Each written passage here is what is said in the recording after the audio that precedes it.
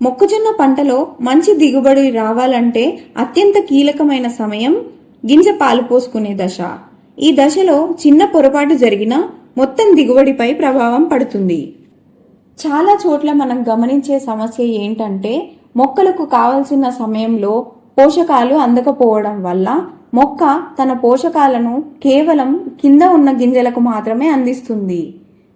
కంకి చివరి వరకు బలం అందదు.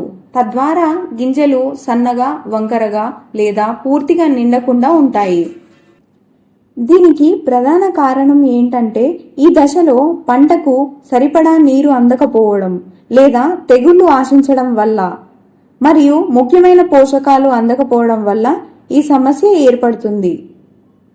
మొక్కజొన్నలో గింజ నిండుగా నాణ్యంగా రావాలంటే గింజ పాలు పోసుకునే దశలో తప్పనిసరిగా సరిపడా నీటిని అందించాలి. ఈ దశలో ముఖ్యంగా పంటకు అవసరమైన పోషకాలను సకాలంలో ఇవ్వాలి. చివరి దఫా ఎరువుగా జెంటెక్ వారి పొటాష్ను అందించడం వలన గింజ గట్టిపడి పొత్తు బరువు పెరుగుతుంది. సిఫారసు చేసిన మోతాదులోనే ఎరువులను వాడండి.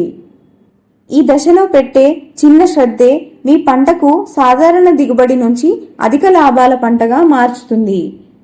జెంటెక్ వారి సేంద్రియ ఎరువులను వాడండి, భూసారాన్ని పెంచండి.